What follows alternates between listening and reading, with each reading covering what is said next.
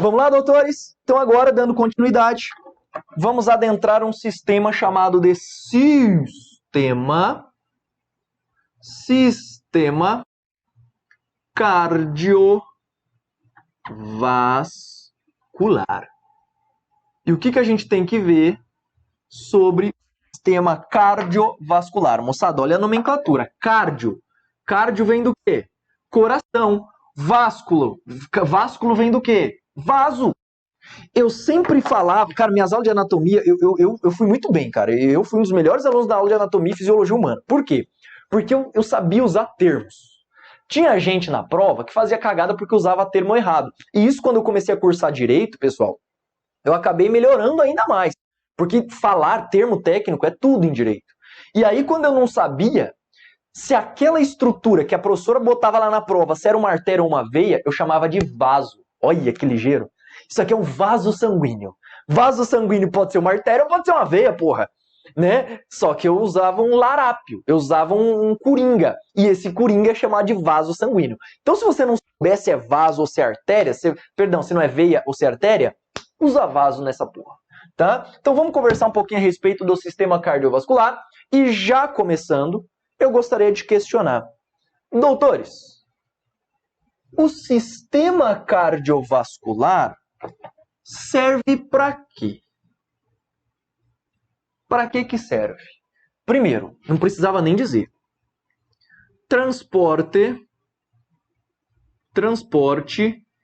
de nutrientes, sim ou não? Sim, né? Pedro, me dá um exemplo de transporte de nutrientes. Vamos lá. O alimento cai na sua boca, vai para o seu estômago, vai para os seus intestinos e faz o quê? E são absorvidos, cai na corrente sanguínea. Quando o alimento cai na corrente sanguínea, o sistema entérico vascular manda esse alimento para o fígado e depois distribui para o corpo, que a gente chama de efeito de primeira passagem. Tudo bem? Então, quando você pega, por exemplo, a artéria entérica superior e a artéria entérica inferior, estas artérias, na verdade, a gente vai ver que isso aí se torna um sistema venoso. Né? Essas veias e essas artérias, esses vasos sanguíneos entéricos, eles acabam migrando para o fígado e quando chegava no fígado, eles sofrem um primeiro processamento. Tudo bem? Do fígado é distribuído para todo o corpo. Então isso seria um exemplo de transporte de nutrientes. Além disso, nós temos o transporte de oxigênio. E esse transporte de oxigênio acontece, doutores, de que forma? Olha que interessante. O transporte de oxigênio acontece mediante o sangue. Não é verdade? Mediante a utilização do sangue, que nós veremos um pouquinho, inclusive, aqui no sistema cardiovascular. Então, vamos lá. O sistema cardiovascular, então, é um sistema macro, cujos integrantes são vários. Vamos lá? Além de transporte de nutriente e oxigênio, ele tem mais alguma função, Pedro? Tem. O sistema cardiovascular é o sistema responsável também pela excreção de substâncias, porque ele leva a substância até os rins, por exemplo, para formar urina. Então, excreção de substâncias também seria a função do sistema cardiovascular. Ok? Respire, vamos devagar. Quando a gente estuda o sistema cardiovascular, moçada, antes mesmo da gente trabalhar quais são os integrantes, eu preciso falar da circulação, já que esta é a principal função dos órgãos. Olha só. Em se tratando de nós humanos, o sistema cardiovascular ele pode ser direcionado para dois tipos de circulações. Então você vai afirmar que a circulação dos humanos ela é chamada de uma circulação dupla. Pedro, por que a circulação em humanos ela é chamada de dupla circulação? Vamos devagar. Olha só. Existe primeiramente, moçada, eu vou colocar aqui para você dois desenhos importantes. Existe basicamente um coração, olha que bonito coração. O coração tem o lado direito e tem o lado esquerdo. Não sei se você sabia. Mas quando você subdivide os lados do coração, o lado esquerdo do coração, o lado esquerdo é responsável pela circulação sistêmica. Olha que interessante, circulação sistêmica. Enquanto o lado direito é responsável pela circulação pulmonar. Pedro, eu não sei se eu entendi muito bem. Vamos trabalhar esse troço aqui agora. Ó que legal. O que acontece? Quer ver?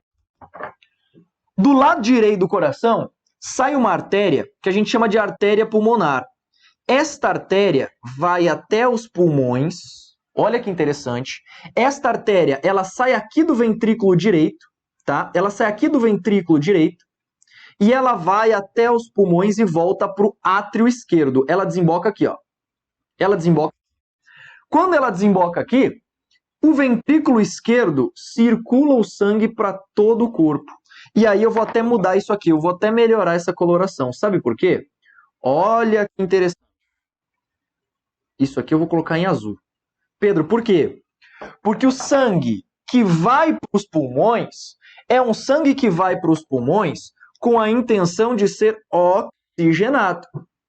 O sangue que vem do corpo e desemboca no átrio direito, olha só, esse sangue aqui, ó, ele desemboca no átrio direito.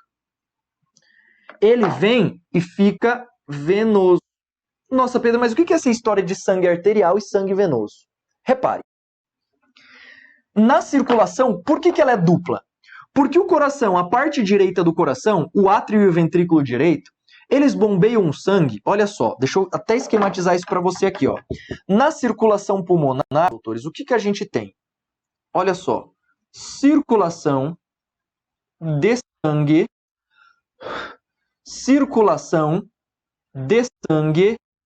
rico em CO2.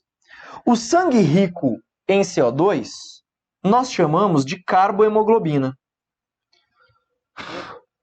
Carbohemoglobina. É uma hemoglobina, nós veremos já já o que significa essa história de hemoglobina, tudo bem? Esse sangue rico em carbohemoglobina será levado até os pulmões. E aí esse sangue rico em carbohemoglobina é convertido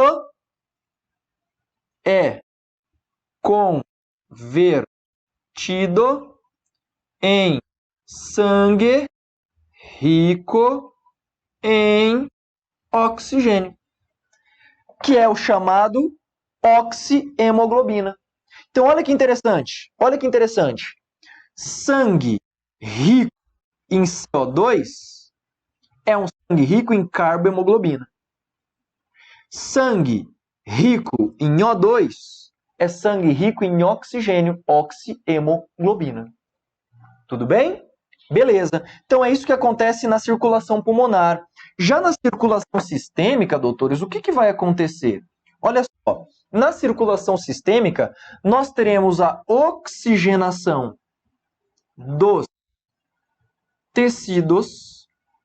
Oxigenação dos tecidos, portanto, ele se inicia com oxigênio e retirada e expressão de CO2 das células, formando carbohemoglobina. Então, olha que interessante.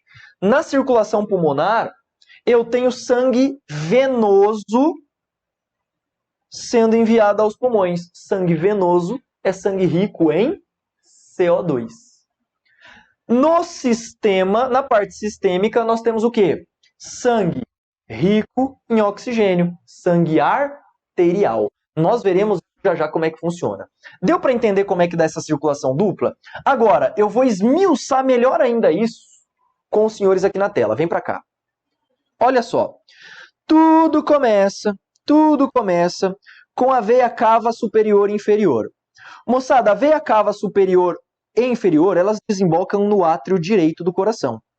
No átrio direito, ela vai encontrar uma válvula tricúspide, que já já a gente vai ver, que manda o sangue para o ventrículo direito e para a válvula pulmonar e para a artéria pulmonar direita e esquerda. Doutores, a artéria pulmonar direita e esquerda, ela é uma artéria rica em sangue o quê?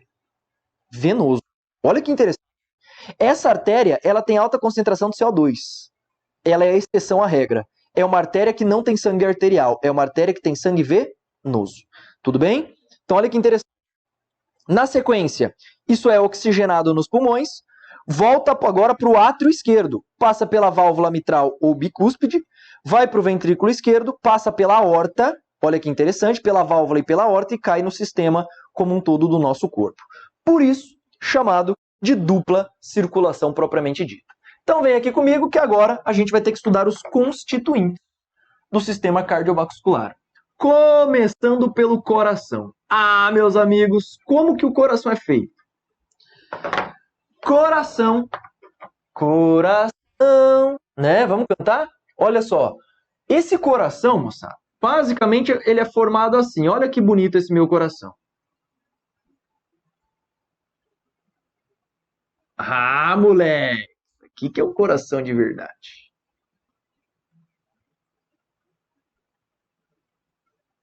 Olha só. Pedro, essa porra é um coração? É, coração não é assim não, tá, filho? Só para te avisar. O nosso coração, ele tem esta anatomia. Sendo localizado numa região chamada de mediastino, que é essa região aqui do peito. E para você saber exatamente onde está seu coração, coloque a palma das mãos sobre o osso externo e a extremidade desse dedo sobre o seu mamilo. É onde ele se encontra. O coração, então, fica nesta posição, no mamilo esquerdo. Tá, filho? Tá, Pedro, mas eu tenho um peito grande, meu mamilo tá lá embaixo. Cara, não vai estar lá embaixo o coração tá aqui na frente.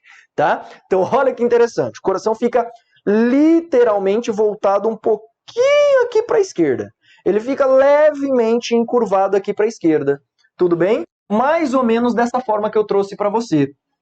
E aí você tem no coração, ó, olha a posição anatômica. Sempre você tem que imaginar que a pessoa está de frente e aí a referência é em relação a ela. Nós temos, portanto, o átrio e o ventrículo direito. O átrio direito e o ventrículo direito. E existe o átrio esquerdo e o ventrículo esquerdo. Tudo bem? Bacana? E aí nós temos o quê? Olha que interessante o que acontece nesse coração. Aqui nessa parte do átrio direito, nós temos basicamente duas veias que desembocam aqui. Aqui nós temos duas veias que são as chamadas veias cavas superior e inferior. Então uma vem por baixo e uma vem por cima, desemboca aqui no átrio direito. Moçada, esse átrio direito tem uma válvulazinha aqui, ó. Uma válvulazinha que é chamada de válvula tricúspide. Válvula tricúspide. Esta válvula tricúspide é responsável pelo controle do refluxo de sangue do ventrículo para o átrio. Ele não deixa esse sangue retornar. Então ela gera uma unidireção do sangue sempre do átrio para o ventrículo. Bacana? Válvula tricúspide. Daqui da válvula tricúspide, moçada, o que vai acontecer? Lá atrás do ventrículo, lá do lado de trás do coração, sai uma artériazinha que a gente chama de artéria pulmonar. E essa artéria pulmonar, ela será controlada pela válvula pulmonar. Deu para entender? Então aqui atrás, ó, atrás do coração, vai sair uma artériazinha que vem para cá, ó, e vai lá para os pulmões. Essa artériazinha, você vai ter uma válvulazinha aqui chamada de válvula pulmonar. Pulmonar. Legal.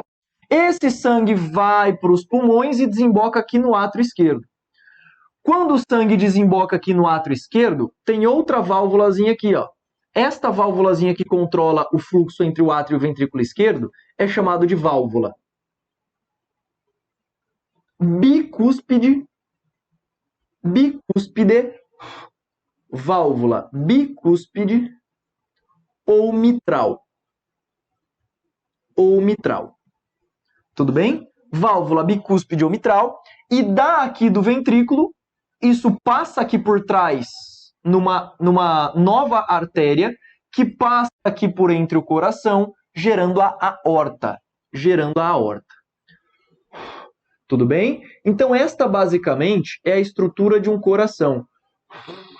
É a estrutura que a gente tem de um coração com a sua respectiva circulação. E aí, moçada, o coração, ele é formado, olha que interessante, por uma camada externa, bem juntinho a ele, que circula um líquido. Olha que interessante. Essa membrana, ela é chamada de pericárdio. É uma membrana de tecido conjuntivo, tudo bem? É uma membrana de tecido conjuntivo que produz um líquido, o líquido pericárdico. Imagine, essa membrana fica sobreposta ao coração. Entre esta membrana e o coração tem líquido pericárdico. Por que tem líquido? Doutores, o coração está assim toda hora, ó. Pum, pum, pum. Você já imaginou se ele fosse se atritar com os demais órgãos? Então esse líquido facilita o deslocamento e a contração do coração ali na região. Tudo bem? Essa é a função do líquido pericárdico. Mais internamente nós temos o miocárdio, que é a parte relacionada à musculatura do coração, que você já sabe que é músculo estriado cardíaco. E internamente existe o endocárdio, que é uma membrana de revestimento desse coração, chamada de endocárdio, inclusive responsável pela produção de alguns hormônios aí propriamente ditos. Tudo bem? Deu para entender? Então, um coração basicamente é formado por essas estruturas que você tem que tomar cuidado. Depois, 2 pontos importantes. O coração, moçada, observação, ele tem uma função de sístole e de diástole. Pedro, o que é sístole e o que é diástole? Sístole é contração do coração. Diástole é relaxamento do coração. Tá? Então, sístole, contração do coração. Diástole, relaxamento. Aí existe a pressão sistólica e a pressão diastólica. Pressão sistólica. Como é que funciona? Lembra aquela história de 12 por 8? Pressão sistólica é o 12, é o 120 milímetros de mercúrio, que normalmente é aferido de pessoas que estão normais. Então, a pressão de contração do coração, a pressão de contração será chamada de pressão sistólica. É o primeiro fator na hora de você ver a pressão. E a pressão diastólica, que inclusive é sempre uma pressão menor, menos intensa, é a pressão diastólica, é a pressão que é a segunda parte aferida. Não tem 12 por 8, 120 por 80 milímetros de mercúrio. Então, essa é assim que se afere a pressão, basicamente, doutores, com esfigmomanômetro, tá? Então, falamos do coração. Essa é a primeira estrutura integrante ou integrativa do sistema cardiovascular. Ok? Claro que nós não vamos falar de farmacologia e fisiologia aplicada ao coração agora, tá? Cuidado, nós teremos que ver isso lá na frente no sistema endócrino. Aí a gente conversa sobre um pouquinho, tá? Falamos do coração. Doutores, depois do coração, eu tenho que trabalhar com você as chamadas artérias e veias. Vamos lá? Vamos conversar agora a respeito dos vasos sanguíneos. E os vasos sanguíneos se subdividem em 2. Artérias e nós temos também as veias. Olha a nomenclatura, artéria e veia. Artéria, como regra, transporta sangue oxigenado, chamado sangue arterial.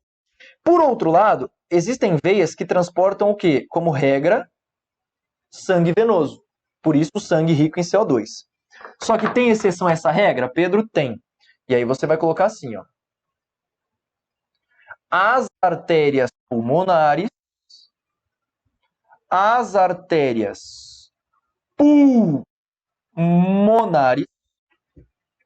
transportam o quê? CO2, porque precisa ser oxigenado. Diferente daqui. Então a artéria pulmonar é rica em sangue venoso. É o inverso. Cuidado, hein? Cuidado, exceção. Além disso, olha que interessante. Existem veias que você vai chamar de veias pulmonares. As veias pulmonares são ricas em quê? São ricas em oxigênio. Então é uma exceção à regra também.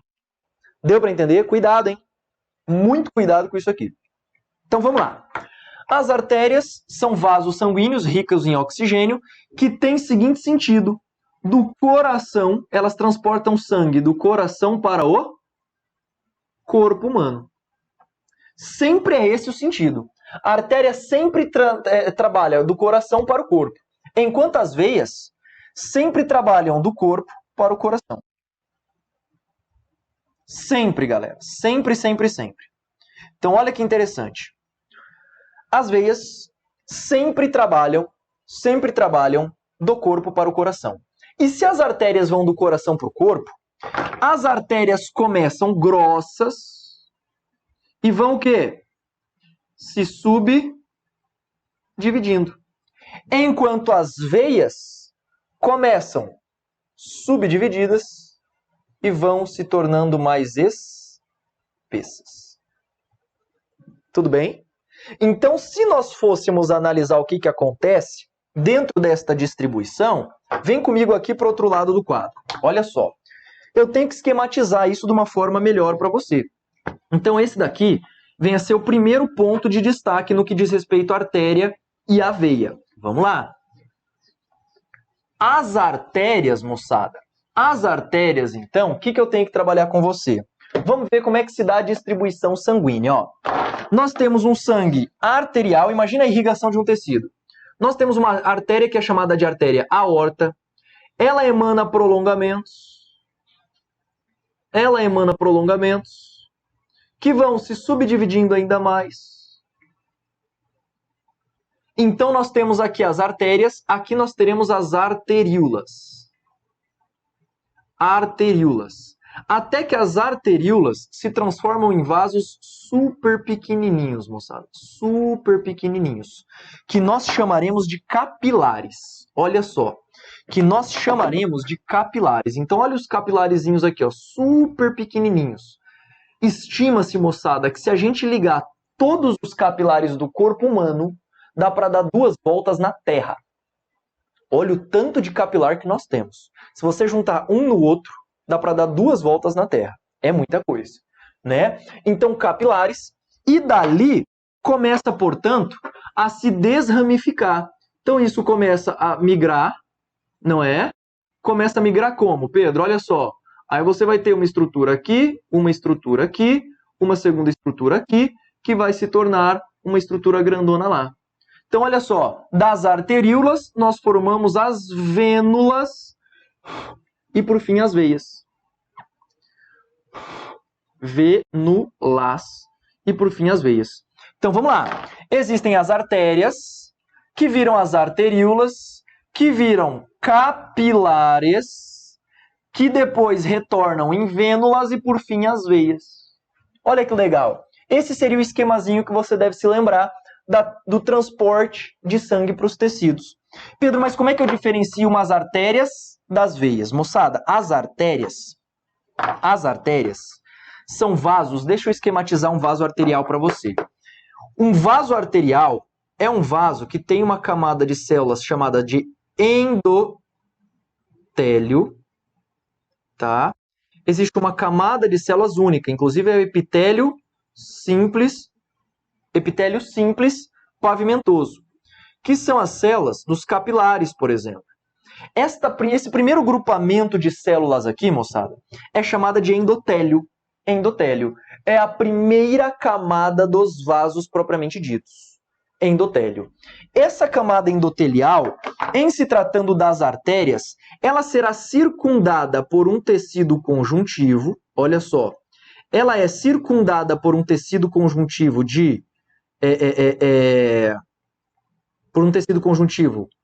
rígido, e entre esse tecido conjuntivo rígido existe muita proteína elástica, elastina. Muita proteína elástica. Pedro, por que a artéria tem tanta proteína elástica? Adivinha? A artéria recebe o sangue recém-bombeado do coração. Esse sangue vem com muita pressão ou não vem? Claro que vem, com muita pressão. Se esse sangue vem com muita pressão, essa artéria tem que trabalhar, ela tem que expandir a cada batida cardíaca. Então, quando a gente estuda, por exemplo, a aorta, moçada, nós temos muito tecido elástico ali nela para resistir, juntamente com o tecido conjuntivo. Então, nós temos a túnica íntima, olha só, em vermelho, a gente vai chamar de túnica íntima, chamada também de túnica interna. Tudo bem? Esta região intermediária toda aqui, ó, nós vamos chamar do quê? Nós vamos chamar de túnica intermediária ou túnica média. Túnica média. E, por fim, todo esse tecido cardíaco fica envolto de uma membrana grossinha de tecido conjuntivo, que nós vamos chamar do quê? De túnica adventícia. De túnica adventícia. Adventícia. É isso o que acontece com as artérias. Pedro, e as veias? Pois é, quando a gente estuda as veias, moçada, nós também temos uma camada endotelial. Olha o endotélio, que bonitinho. As células todas posicionadas aqui. Só que a diferença dos vasos do tipo artéria para as veias é que essa túnica média, moçada, ela é muito menos espessa. E ela apresenta pouquíssima elastina. Ela só apresenta basicamente tecido conjuntivo. Olha que interessante. Só tem tecido conjuntivo, Pedro? Só tecido conjuntivo. Então, olha só tecido conjuntivo e ela será envolta pela adventícia aqui, ó. Então, nós temos aqui a túnica média que eu inverti, né? Botei em preto aqui para você. E nós temos em azul a túnica adventícia e, por fim, a túnica íntima. Só que qual que é a diferença? Moçada, vaso sanguíneo, se você cortar ele longitudinalmente, olha um vaso sanguíneo aqui, ó. Você percebe que um vaso sanguíneo tem uma estrutura que a gente chama assim, ó. Essa estrutura, ela forma um fecho aqui, ó, de retorno venoso. Em veias, e só em veias, nós temos o quê? Válvulas. E estas válvulas impedem o retorno de sangue ali para o local que estava, gerando um fluxo unidirecional do sangue. Doutores, só as veias possuem válvulas. Tudo bem? Só as veias é quem possui válvulas. Artérias não possuem válvulas. Tudo bem? Claro que isso está muito bem esquematizado ali no material. E essas células endoteliais que formam a túnica íntima, pode até chamar endotélio, tá? Endotélio é uma camada de células da túnica íntima.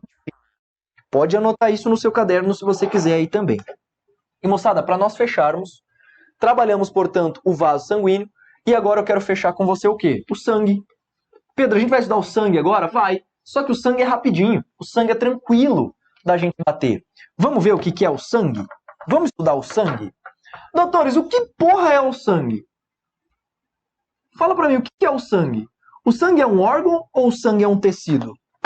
Ah, meus amigos, o sangue é um tecido. Olha só, o sangue ele é considerado um tecido. Onde o sangue é produzido mesmo?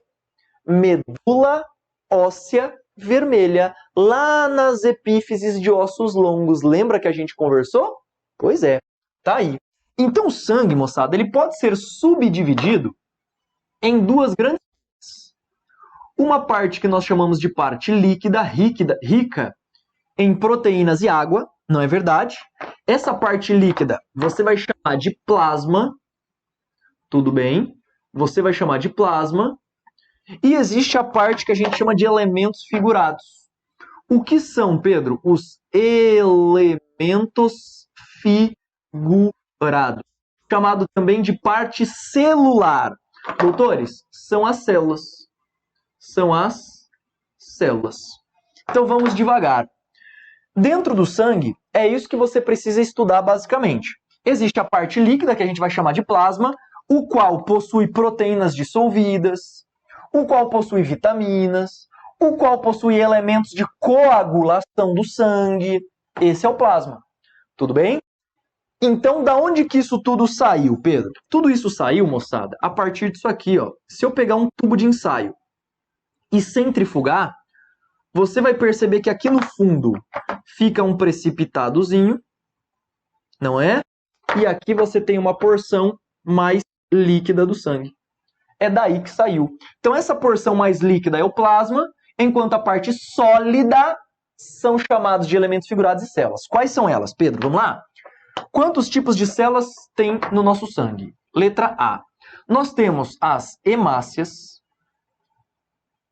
chamadas também de eritrócitos, chamados também de glóbulos vermelhos. Nós temos os leucócitos, chamados também de glóbulos brancos, não é verdade? Chamado de glóbulos brancos. E nós temos também o quê? As plaquetas. Vamos lá? Vamos estudar rapidinho cada um deles. O que são as hemácias, Pedro? As hemácias são células, olha só, as hemácias são células túrgidas. São células túrgidas anucleadas. Vamos colocar isso aqui. As hemácias são células túrgidas anucleadas. Claro, uma hemácia, quando ela for o quê? Adulta. Quando esta hemácia é chamada de eritroblasto ainda, ela tem núcleo. Ela tem que sofrer um processo de expulsão do núcleo. Quando houver esse processo de expulsão do núcleo, ela é chamada de eritrócito. Tudo bem? Células túrgidas anucleadas, ricas ou que possuem o quê? Hemoglobina. Um pigmento que nós chamamos de hemoglobina. E, moçada, a hemoglobina é um pigmento que possui o grupamento ferro na função reduzida. O ferro 2+ da hemoglobina é ele o responsável por fazer ligações coordenadas com oxigênio e CO2. Tudo bem? Então, quando estiver ligado o ferro ao oxigênio, é chamado de oxihemoglobina. Quando tiver a CO2, carbohemoglobina.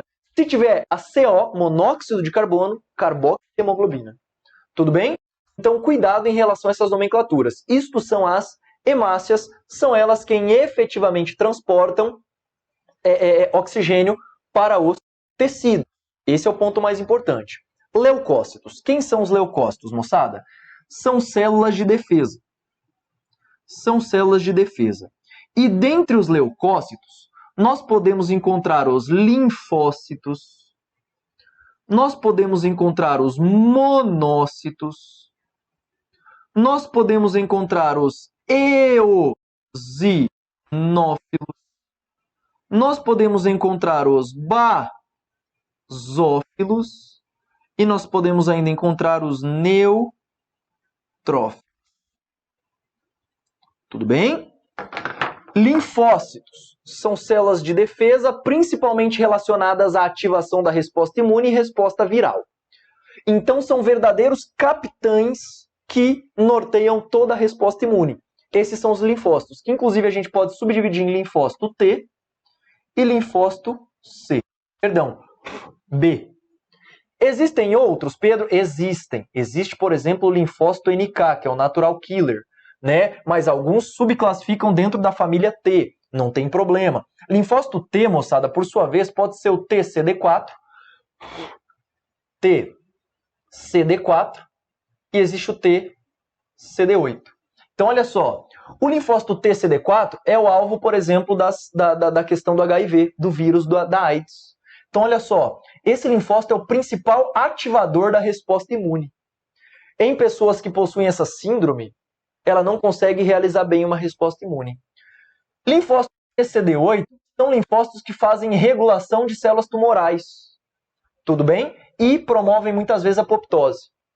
Linfócitos B são células que, depois de diferenciadas, se tornam plasmócitos e secretam anticorpos.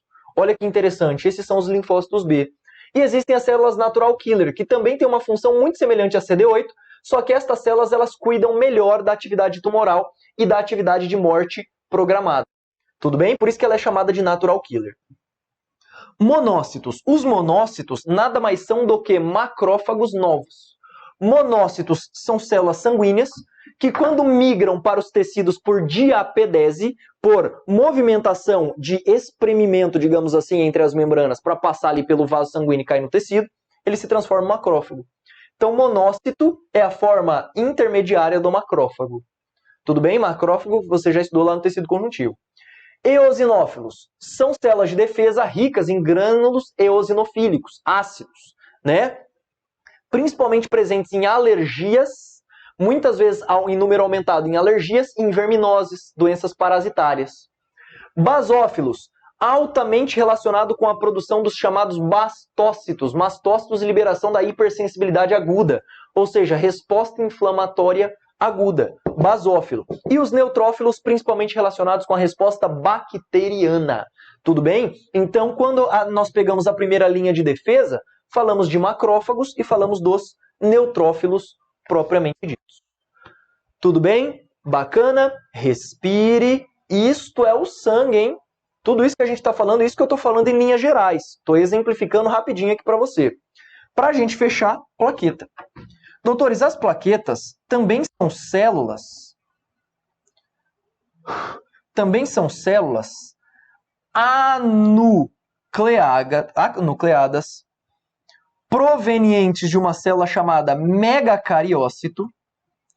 Megacariócito. E estas células anucleadas provenientes do megacariócito nada mais são do que? Nada mais são do que uma parte do citoplasma dessa célula grandona. Parte do citoplasma.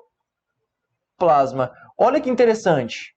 O megacariócito, moçada, é uma célula grandona que tem vários prolongamentos de membrana que abraça muitas vezes o vaso sanguíneo. Quando ele abraça esse vaso sanguíneo, ele emite prolongamentos, prolongamentos pequenininhos do seu citoplasma. Esses prolongamentos são as plaquetas. E fala para mim, as plaquetas estão mais relacionadas a quê no nosso corpo? Coagulação sanguínea. Coagulação sanguínea. Basicamente, esta vem a ser a função das plaquetas propriamente ditas. Doutores, então trabalhamos todo o sistema cardiovascular com as suas respectivas peculiaridades. Só para nós fecharmos, eu quero trazer para você algumas informações ainda do coração. Meus amigos, o coração, ele tem uma capacidade autoestimulatória. O coração por si só, ele é capaz de gerar potencial, ele é capaz de bater sozinho. Isso porque ele possui uma rede fisiológica elétrica toda peculiar. Vem comigo para a gente ver. Olha que legal, eu coloquei aqui para você, basicamente o que? A estrutura elétrica do coração. Por que o coração bate sozinho? Ele possui regiões chamadas de nós, dois nós. Um nó aqui em cima e um nó aqui embaixo. Nó, doutores. Pedro, o que é nó? Nó é nada mais do que um agrupamento de neurônios. Agrupamento de neurônios. E esses neurônios aqui são neurônios autoestimulatórios. São neurônios autoestimulatórios. E aí, olha que legal. Esses neurônios que são capacidades de liberar automaticamente um impulso nervoso, ele libera esse impulso e olha que legal. Esse impulso vem todo aqui para o átrio e cai no nó atrioventricular. Então nós temos o nó sinusal, libera o impulso, passa por todo o átrio e cai no nó atrioventricular. O nó atrioventricular libera outro impulso que vem tudo para cá. Desce para olha a nomenclatura, hein?